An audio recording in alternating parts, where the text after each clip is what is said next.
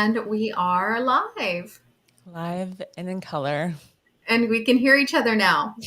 Thank God. Sometimes technology is our friend, and sometimes it is not. In this case, it definitely was not. It was not. So, if you guys are watching, we're a little bit late this Tuesday evening. We normally start at 7 p.m. sharp Central Time.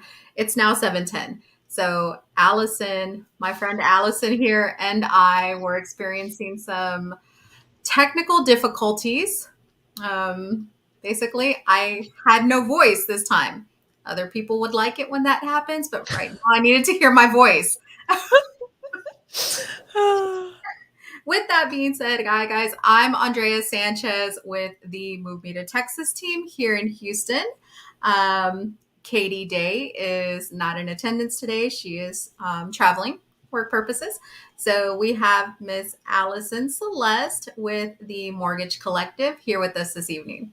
Correct. And I am standing in place of Paige Bowman, who typically is live with Katie. So we're both channeling our inner Katie and Paige to hopefully do this justice for you guys. We'll see how this goes. We'll hear about it later, I'm sure. So, anyways, so Allison, let us know a little bit what's going on in the mortgage world. Let's just jump right into it. What's happening with these mortgage rates? Like, what the heck is happening here? Right. So mortgage rates, it seems to be the topic of what feels like the century. As long as I've been in mortgages, interest rates are always at the forefront of any conversation that we have because it plays such a big role in people's buying power, monthly mortgage payments, overall affordability. And now, especially more than ever, we are having these conversations because we are in a rising rate environment. And so we've lived in the artificially deflated interest rate market for the past couple of years and have loved that. And now we're heading into really increased interest rates that we have not seen for a real long time in our market. So it's a little scary for a lot of people. So right now, rates are still sitting across the board, average for the United States, still underneath 6%, which is great. Mhm. We know that that is not going to be the case probably very soon. And so we will see 6% average across the board and then trending towards the rest of the year. Obviously, we won't know with certainty what the rates are going to do, but we do know that they are going to increase. And especially depending on what inflation does and how it's reacting to the Fed's moving these Fed rates up, that'll tell us kind of where mortgage rates are going to trend towards. A lot of people are scared that we're going to be in the 10% range before the end of the year. Right now, we are not seeing that being possible. And a lot of economists and strategists that we follow aren't seeing that be a possibility either, which is great news. But there could be a possibility in which we end up in the 8% range before the end of the year. Okay. Okay. So 8% is kind of what you're thinking where we'll be at towards the end of the year. I mean, really, when you think about it, though, like I came into real estate when we were like right at the 3%, 2% interest rate, like right at the peak where we were at those record lows. Sure. Um, a lot of people that I've been working with, of course, they came in when we were at 2 and 3% interest rates on the buyer side. And now people have delayed a little bit and they're getting nervous. They're thinking, interest rates are going up, with good reason. They're going up, they're nervous. But ultimately what I've found is, just researching and just looking at infographics and things like that like you guys provide us quite a bit. These rates are still technically kind of low in Right. comparison to where they were before, of course, market went down and those rates were just phenomenal.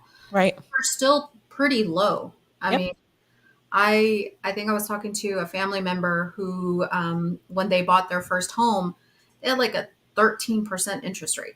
Right. And they did it then. They did. I mean, and we're living in obviously different times, but the fundamentals of investing still exist, right? And so when we're always looking at making an investment specifically towards a home purchase, the fundamentals are key in helping us keep perspective. And so fundamentals when investing are simply, what is my return on investment? I'm going to pay X amount in interest, but what is my ROI in that equity return, right? Mhm. And so it's looking at those numbers that way. And also, of course, keeping in mind, what does my affordability look like on a monthly basis? Is buying a home realistic for me? Because if it's not, then it may be something that you take a seat on the bench for now, knowing that there will inevitably be a time when rates cycle back to a lower, more comfortable position. We don't know exactly when that will happen because we don't know how inflation's going to react. If we're going to be hitting recession, how long that recession lasts, which all indicators right now are pointing towards recession. And if we do, and when we do enter a recession, those interest rates will inevitably come back down again, which will be great news, especially for those first-time home buyers who are looking to qualify for that 250, 300,000 range, because it makes a really big difference in them being able to possibly push that metric a little bit higher to Mhm. afford the ideal home. So you brought up the R word, that R word, recession. That scares a I lot of know. people. I know. You know, granted, we are headed towards a recession. I mean, it's happening, but Yeah. I've found that, working with buyers, they're scared. You hear the word recession, they're freaking out. They're Yeah. panicking. I mean, we're just going to wait. We're going to wait for the bubble to burst. We hear that a lot. The bubble is Right. to burst. Um, Something interesting that we were talking about the other day. Our team, we had, we talk. We have a great coach, and we speak with him regularly.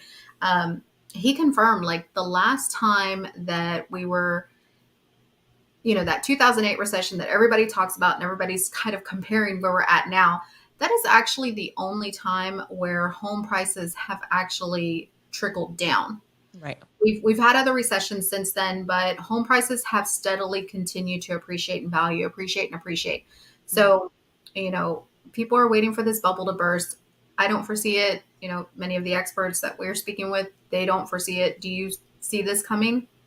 Yeah, no, not at all. It's simple supply and demand.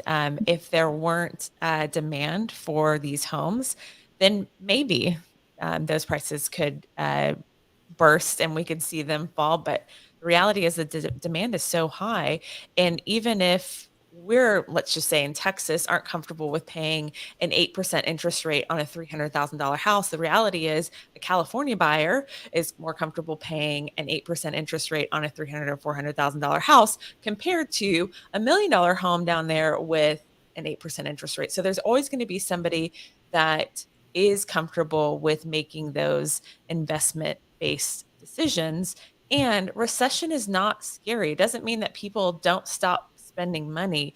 They're just more strategic with where they put their money. So it's not a horrible thing. And hopefully it's a short lived one that we can bounce back pretty quickly in, especially here in Houston. We're so fortunate that we have a really self sustaining economy on our own. So I'm hopeful that that continues and helps kind of float us through the inevitable recession that we're seeing. So I think it will. I'm looking at my phone right now because I have the snapshot, the marketing snapshot from last week. So according to the Houston Association of Realtors, they put out information weekly regarding, the stats and where we're at. Um, Recently, it looks like we have kind of an uptick in inventory that's available in the area. So more recently, last month or so, we were at 1.3 months of available inventory within the Houston market. Mhm. If you don't know what that means, that essentially means if homes continue to sell at the rate that they're selling and no more homes hit the market, we will run out of homes within 1.3 months. Like, Right. that number has actually increased recently. So last week and the week prior, we were at 1.4 months of inventory. It doesn't seem like a lot, but there's an increase of inventory that's starting to hit the market. Um, the things that I think are impacting this, of course, are interest rates, because some buyers are getting nervous. Those Right. interest rates are going up. The other thing that I've noticed is we're approaching the summer, so Mhm. prime home buying and home selling time. You've got communities, suburbs, especially we see it where people are coming out to the suburbs because they want schools and They want to transition, before school starts for the new year and, the new school year and such. So we are seeing that the number of homes are actually coming up. So last week, and this was as of the 9th. So as of yesterday, the last 7 days of real estate activity, and this is according to the Houston Association of Realtors, Mhm. we had 2,866 new listings that hit the market. Um, with that being said, 549 went back on the market. So maybe they were under contract, terminated, but these homes went back on the market. Right. Um, there were over 1,300 price decreases, Which which is super interesting because that mm-mm. hasn't been the case. Yeah, we had over 1,300 price decreases. Um, we had some price increases there too, so we had a little less than 700. But I mean, last week alone, 2,462 homes were sold in the Houston market, according to HAR. And then finally, total number of active listings as a whole, Houston Association of Realtors numbers, 14,323 active listings as of yesterday in the last 7 days of real estate activity. So the Houston market is still strong. I mean, Right. granted, we don't have as much inventory as we'd like to help those buyers who are ready. They're ready to move forward. They're ready to, put their offers in on the homes and acquire these homes. But those numbers are starting to come up a little bit. So that is promising. People are worried about a recession, but those numbers right there tell you that we're not really headed in that direction too much in the Houston market. Correct. Which is very assuring. Oh yeah. And I mean, we're not even in summer yet. So Right. it feels like it outside. I know the weather tells us otherwise, but we actually haven't hit that summer selling season quite yet. We are seeing still a ton of activity as far as buyer interest, which is, great.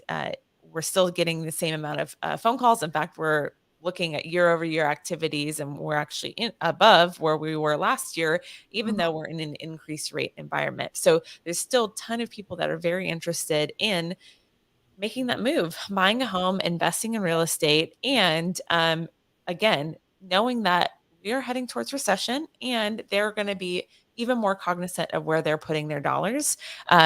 So that's positive news. And we're glad that the phone is still continually ringing and we are having educated conversations on a daily basis on where to find interest rates, where to watch them so that you can ensure you're not getting pulled into that teaser interest rate ploy that we see on a lot of marketing websites online. If you Google current interest rates, you're going to get a bunch of teaser rates. So we're educating clients on, what's the average interest rate without any type of buy down. What do buy downs look like, and what's the cost of them? What's the return on that upfront investment with buying down that interest rate? And inevitably, these are short-term interest rates that we're going to see sitting in this range. Mhm.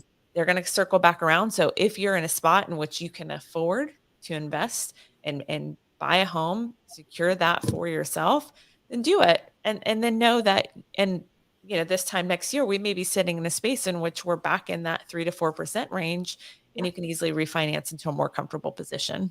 Oh yeah, definitely. And then you guys are also offering like an extended rate lock too, Correct. which is great. Yes. So not a lot of lenders are doing that. Our preferred lenders, and again, the Mortgage Collective, they're awesome. We love them. They're on our preferred lenders list. We have a few other preferred lenders, that we recommend just because we've worked with them so much and we know that you guys take good care of our clients. Right. Um, you guys have the rate lock, which Mhm. is great, and then you have the float, like the float down too, right? Correct. Right. Okay. So for those who don't know, like, can you explain a little bit what that is? What is the Absolutely. down? What is the extended rate lock? Like, what do those entail? Right. So especially for new construction clients, sometimes these builds, especially depending on what supply chains are doing, can Mhm. take 6 months, 12 months to complete. So with an extended rate lock program, it allows you to lock in that interest rate over the life of your construction of your home, which is beneficial because you may be able to lock today at, let's just say, 5.75, and then 6 months from now we may be sitting in 7.5% range still. So it's beneficial because you are locked in and your payment's not going to fluctuate. You're not going to get this surprise payment when you go to sign on your paperwork that you haven't seen that interest rate previously because you've been floating the market. So Mhm. it's an advantage to those building new construction who just want peace of mind, ultimately, that their payment's not going to skyrocket, or that they're not in a place in which they won't be able to afford the home that they're Right. under contract for. And we have seen heartbreakingly so some clients get pre-approved, they're 4 or 5 months into the build, and then these rates have shifted so drastically, and now they don't qualify for it. So it's definitely been a difficult space that we've sat in. So anytime that we're talking to clients who are building a home, that's one of the first talking pieces that we go over is, hey, I know you're getting incentives typically from that builder's lender, and they are pretty, and I would take them all day long if I were in your shoes. But do those incentives outweigh what a potential locked in interest rate at a lower market rate is, over time, be more favorable than taking those incentives? And sometimes it definitely is. So Oh, we're yeah. going through that data with each and every single new construction client, just making sure that they're informed on their options and locking in as soon as possible, hopefully before any reprices as well. And then as far as the float down option is concerned, float down, it just means that we lock in our interest rate. Let's just say today it's at 5.75. Tomorrow, market shifts and it's a little bit more favorable and it's, swings down to 5.5%. We Hmm. will automatically float down your interest rate, no charge to the client, to the more favorable interest rate. And we want to do that inevitably because we want to get you kind of the best deal possible and retain you as a client. We are, your advocates in this space. So it's not obviously something that happens often in a rising rate environment, but market is so fickle. So Yep. sometimes there are swings in even a daily basis that a more favorable interest rate is available, and we definitely take those advantages as they present themselves. Oh, yeah. What are the interest rates at right now, Allison? So a decent range, at least for today, and we have seen an uptick from last week when the Feds met and they increased the Fed interest rate by 0.5%. Right now, we're sitting anywhere from 5.75 to 5.875. We're still on average below 6% nationally, which is great. But I do think that we'll probably ease into that space over the next week or so. Okay. All right. Well, perfect. So, we could talk all day about interest rates and, All the nerdy things that were like, "Oh, yes, interest rates, this is extended rate locks." so this is our life. If you don't know Allison or I personally, this is really our life. Yeah, We have no life. You know what? But I take that back because you went to a concert. I Tell me did. about the I concert. I'm did. jealous. Tell me about this concert that you went to. I did. Coldplay was in town in Houston, this past weekend. So I went on, Mother's Day, right? Sunday was Mother's Day. Yep. This is how much I'm entrenched with mortgages. I don't even know when Mother's Day was, but I do remember it was a Mother's Day gift. So, it was an amazing concert, probably the top concert that I've been to in the entirety of my life, and I've seen NSYNC live. So, like, that should tell you everything that you need to know. Huh. So, okay. And also I've heard, Andrea, at karaoke, so, like, that should tell you everything you need to know as well. I plead the fifth on the karaoke. It just barely beat her karaoke out, but, yeah, it was an amazing concert. I'm definitely grateful for the opportunity to go. Can't wait for them to come back again because I'm there. Yeah. Oh man. So any other plans for the summertime? What do you have going on this summer? Any trips? Anything? It just depends on what the market does, honestly. Usually I'm so busy during the summertime that taking a trip isn't even possible. We usually take trips beginning of the year. And I don't know if that's the same for you, but that's our slower cyclical time in real estate. So it's easier to slip away. Um, but if I'm able to, I was actually talking to my sister the other day. We may be going to San Juan, Puerto Rico. So we'll see. Nice. Okay. Yeah. Yeah, What about you? we typically take so We do take a trip in July every year. Um, I look forward to it, but then I don't because I know that when I come back, I feel like I'm playing catch up, Right. and everything happens during that week that probably shouldn't happen. So Right. I get nervous, and I find that I am at my laptop a little bit more than I should be when we go to when we go vacation during the summer. Right. We typically will go like to Orlando, because we've got my daughter. So we typically will go like to Orlando or Vegas, just something where, the family can have fun. I think though this year we might be doing two. Um, I Okay. think we're just going to do like an adult vacation I and love then this. a family vacation. I So love this. trying to decide. My husband wants to go on a cruise. I'm not a cruise person. Just the thought of being on the water for that long and just kind of stuck on a boat it worries me. Yeah, not being able to escape. Oh yes, and then too, COVID is still. I mean, COVID is still out Yeah. there, so I Yeah. worry about just being so confined with everybody. Yeah. But I definitely want to go somewhere where there is clear blue water and Yes. I am far away from the mainland.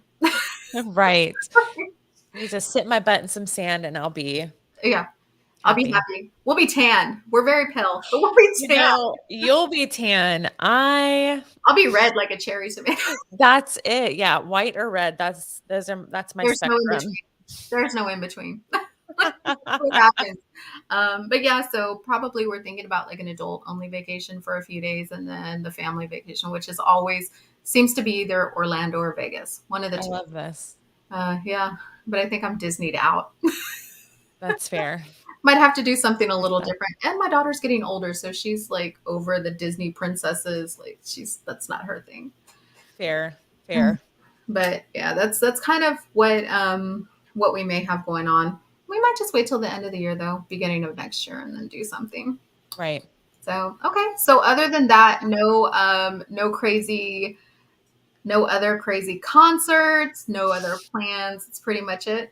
I do know Little Wayne's coming Hmm. this month as well, but I don't have tickets to that. I'm jealous to whoever gets to go to that. That'll be a fun concert. Is that But going to be in the Woodlands? Because I know I you think so. in Woodlands.